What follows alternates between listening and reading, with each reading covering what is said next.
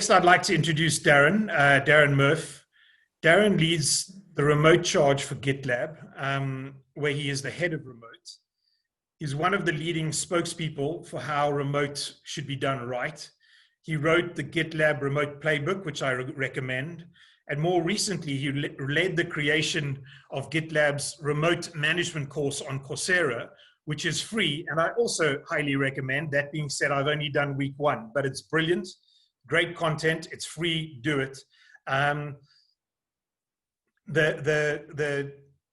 Apart from all of these great things, spreading the gospel of remote, Darren is also an author.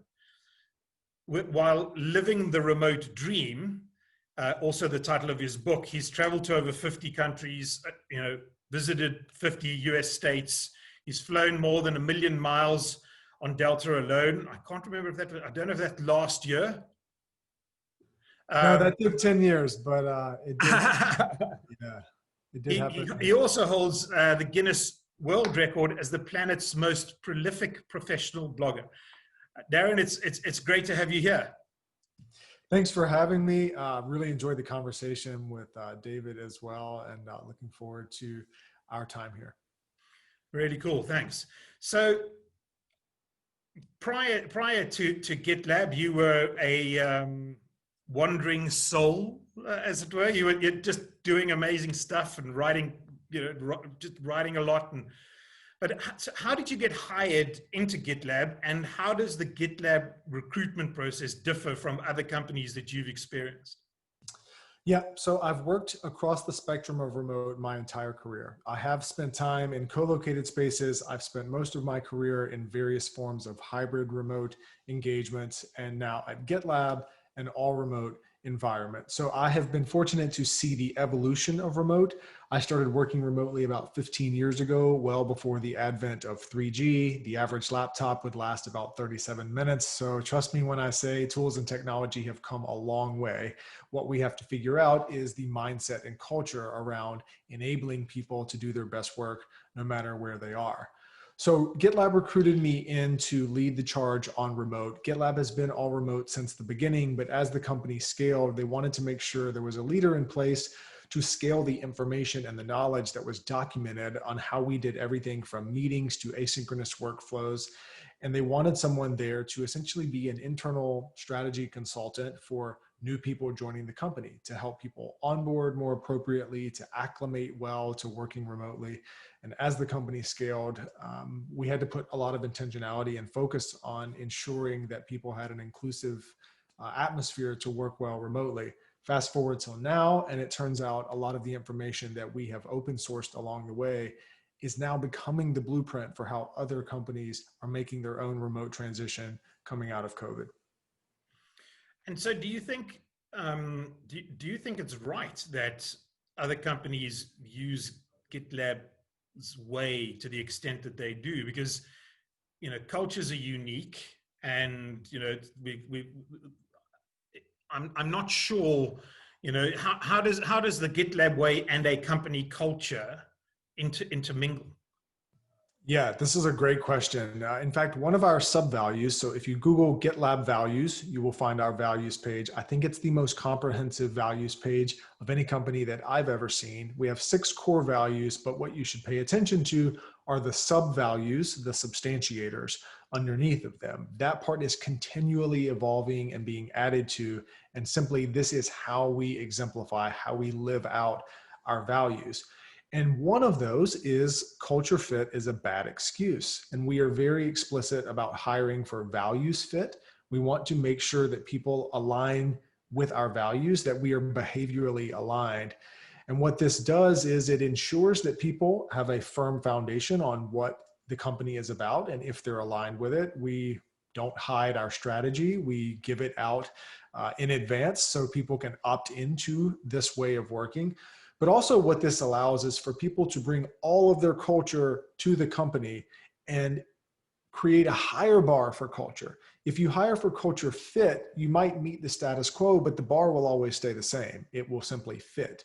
If you hire for values fit and you allow people to bring what makes them authentically them to the company, your values, your culture becomes even richer and more diverse. And crucially, we allow people to stay where they are. We hire people where they are based. We allow them to stay there. That makes our product more inclusive. We have more eyes and ears around the world that are taking a look at local perspectives and local markets. And of course, all of that gets fed back into the product, but it also gets fed back into the way we treat each other and the shared understanding we have. It's really amazing to have people in over 67 countries and see the way that we live and we work and the holidays that we celebrate. It all kind of gets woven back into the tapestry of what makes us Gitlab. Now, open sourcing all of that is core to who we are. Our mantra is everyone can contribute, and we want people that have figured remote things out to actually contribute back to our handbook and help us make it better. We believe that by sharing this information, the rising tide will lift all boats. We want to contribute to making remote first and all remote something that is more the norm and less the exception. A shared understanding of how people can work this way will be better for society as a whole. Yeah, I'd agree. I'd agree with that. I think I recommend, if you haven't looked at the GitLab document, please do. It's a mammoth piece of work. But what I like about it is you can actually see that most documents and most documentation go into a folder to die, never to be seen again. And there's no folder; it's there and it's open, and you can flow through it. You mentioned onboarding, and David was talking about onboarding earlier.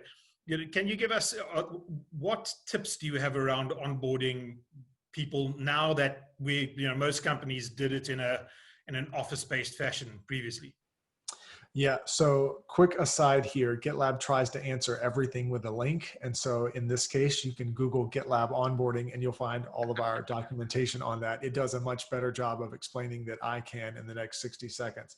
But I will say you have to be very prescriptive about remote onboarding. You have to write down what onboarding looks like. You have to point people to the right places so that to the best they can, they're able to self-serve and find all of the information they need. So instead of being alone and isolated and not knowing what virtual shoulder to tap to figure out who knows what, you write all of that down in advance and you listen to feedback as people onboard. And if there were any gaps, you write that down. And that's how you incrementally, iteratively make your onboarding process more inclusive. One thing that I'll say for companies that are writing all of that down right now, one thing you can do in the interim is pair every new hire with an onboarding buddy. Again, if you Google GitLab onboarding buddy, you'll find all of the duties for our buddies. Essentially, this is a company veteran that's been around. They know people, they know where to look, and new hires can ping this person with any questions that they have. And this person is responsible for making sure they set up the right onboarding meetings so this person can acclimate as quickly as possible. In a typical onboarding setting, essentially you tell the new hire to just wander around the office and hopefully by osmosis, you'll run into the right people to start to build your network. But when you think about it, that's very inefficient. So at GitLab, we try to be a lot more prescriptive about that. And it's the onboarding buddy's duty to consider what the new hire's role is and who the right people are in the organization to start building those networks. And that leads me on to a specific area of onboarding and recruitment generally that I'm interested in understanding a little bit more about. How do you take really young and inexperienced individuals and get them up to speed? Because that's where osmosis was valuable, because they could listen in, they could lean across and ask a question. They didn't have to look at a calendar, set up a Zoom meeting and ask Jackie about that thing that she was saying earlier today in 2 weeks' time. So, what is GitLab doing around the really young or really inexperienced individuals?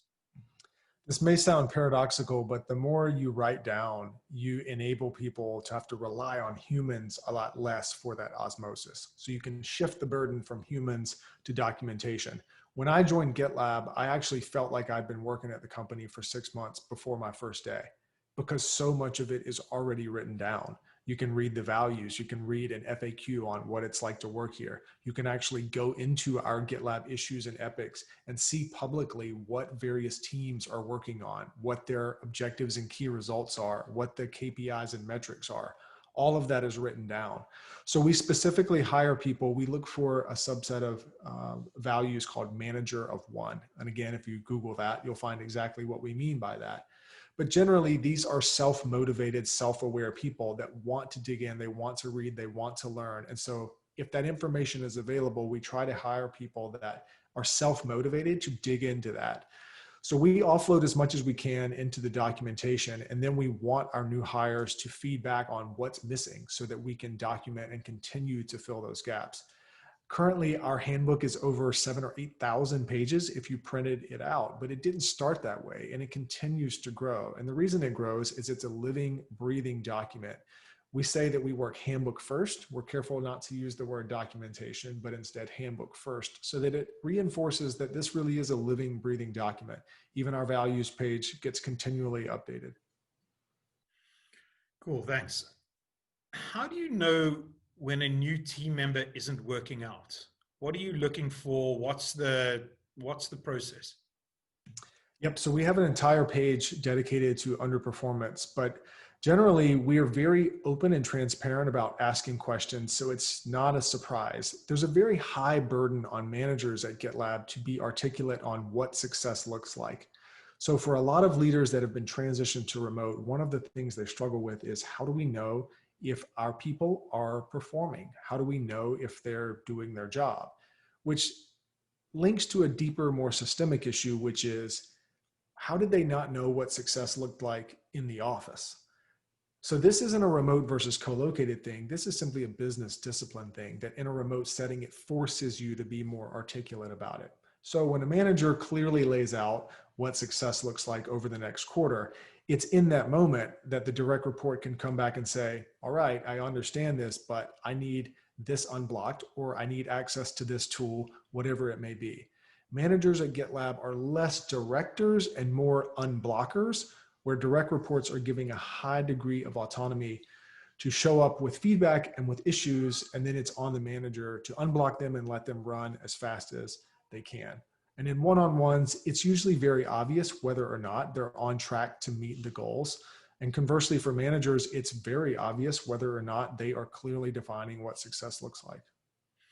And do you, in terms of mentioning 101s, do you have different types of 101s? In other words, split up, you've got personal 101s versus business 101s, KPIs, et cetera. How does GitLab run those?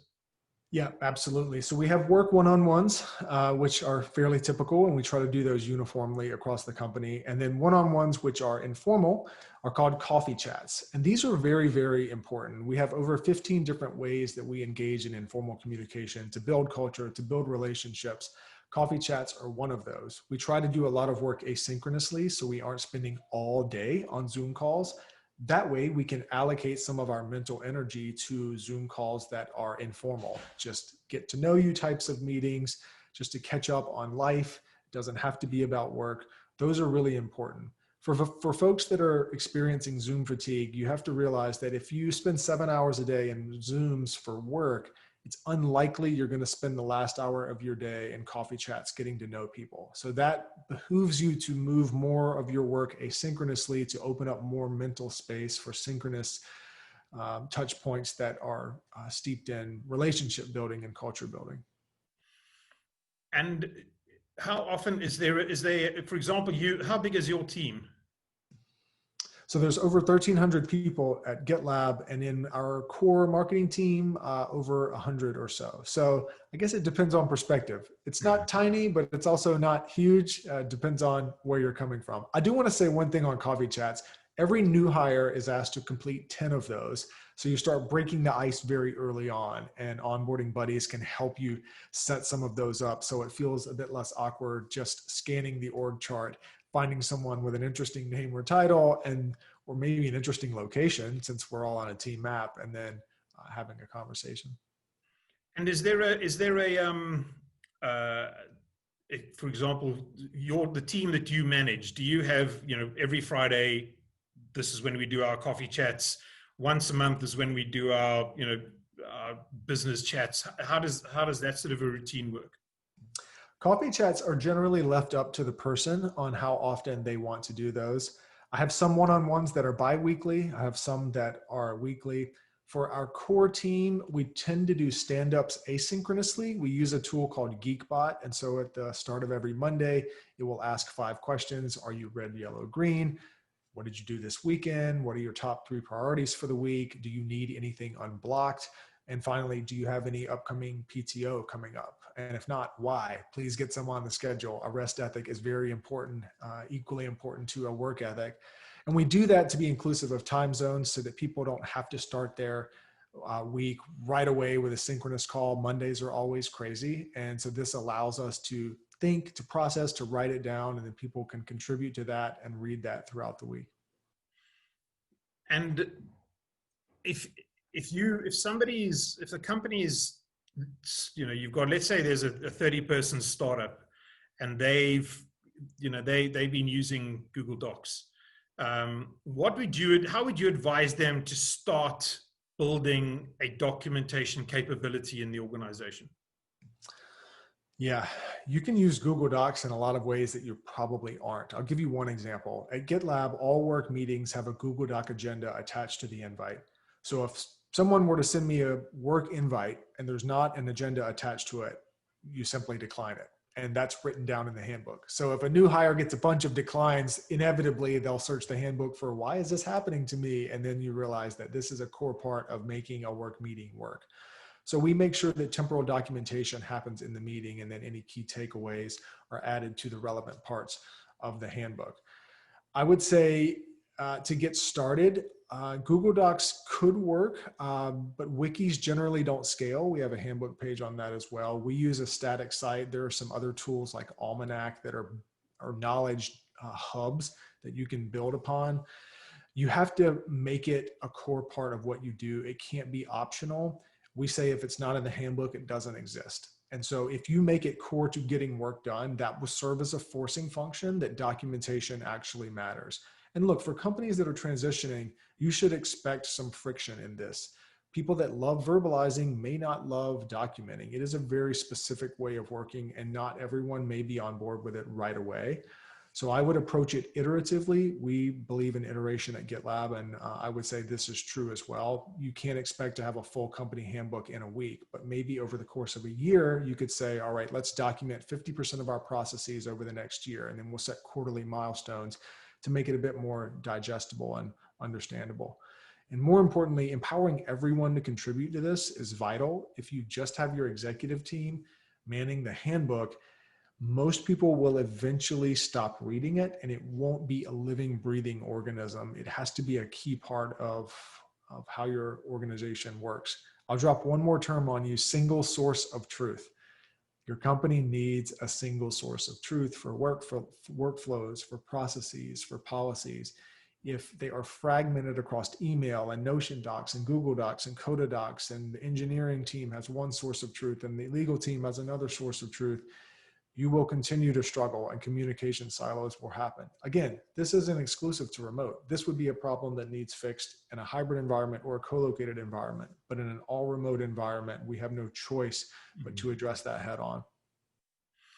And in terms of, if you think about what a company's got to start doing to do either fully remote or remote first properly, whether it's giving structure to your organization, both individual and team, whether it's communication, documentation, whether it's social connection, the async versus sync.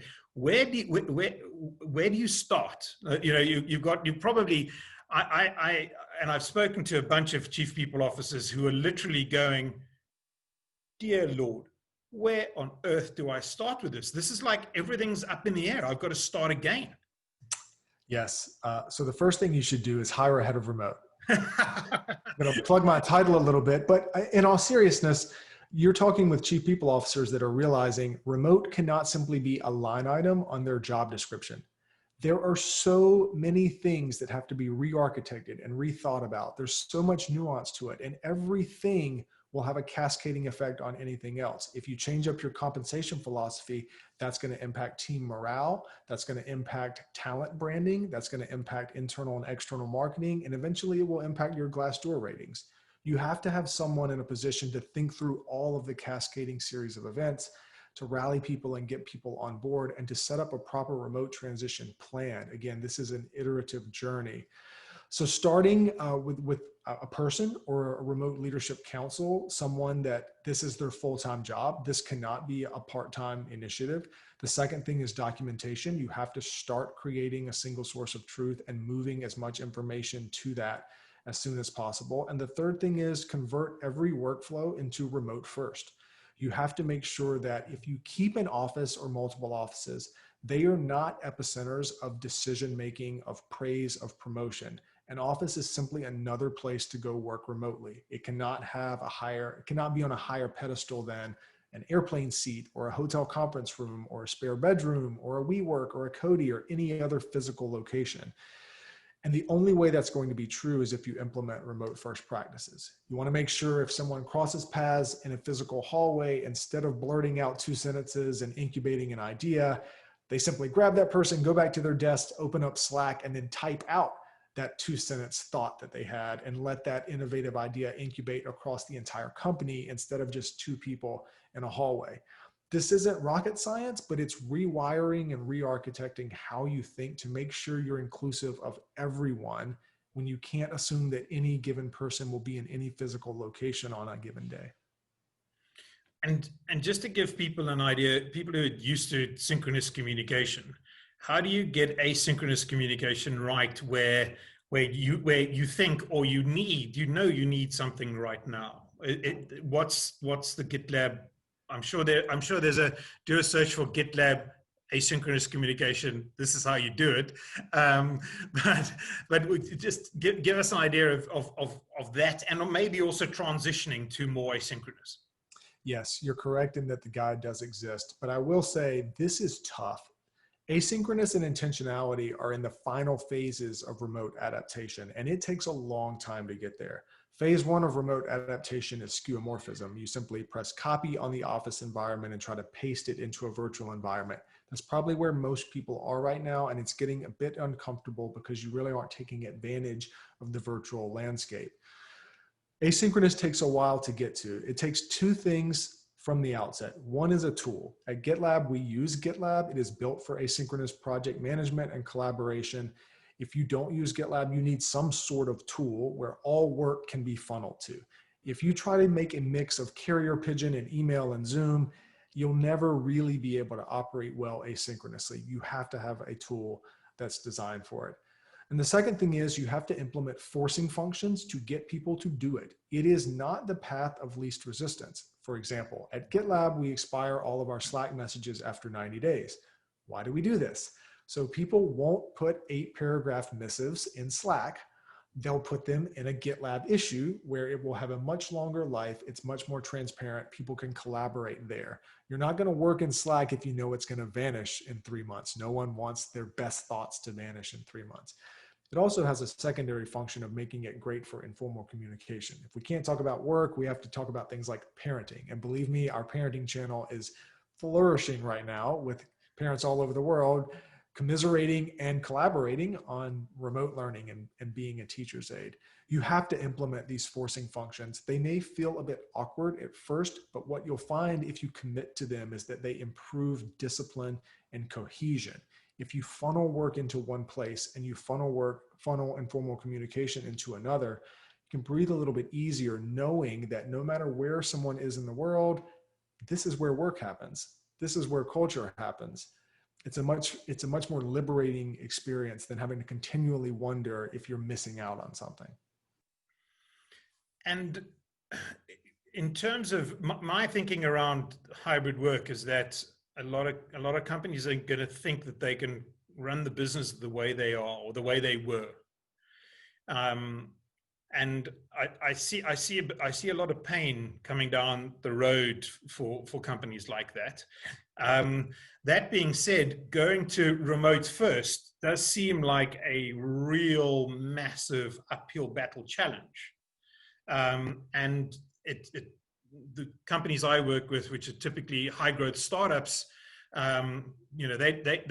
are under resourced and struggling anyway to just get the day job done. So it seems like we're in this tricky situation where there's no magic bullet at all, but also there isn't enough knowledge out there or a path out there for most of these companies to take. Obviously, you guys are doing such a great job of leading this. And I think the course that you created is brilliant from week one anyway. I'll come back to you on the other weeks when I use them, but really is very good. Have you got any other thoughts on hybrid and the dangers and issues around hybrid work? Yes. So for starters, if you can't find a head of remote, start by hiring a lead documentarian, someone that can just get into your most key meetings and start writing down. A former journalist is a great archetype for this. They think about things in terms of codification and taxonomy, and they can just be there to write things down, and then you can scale it from there.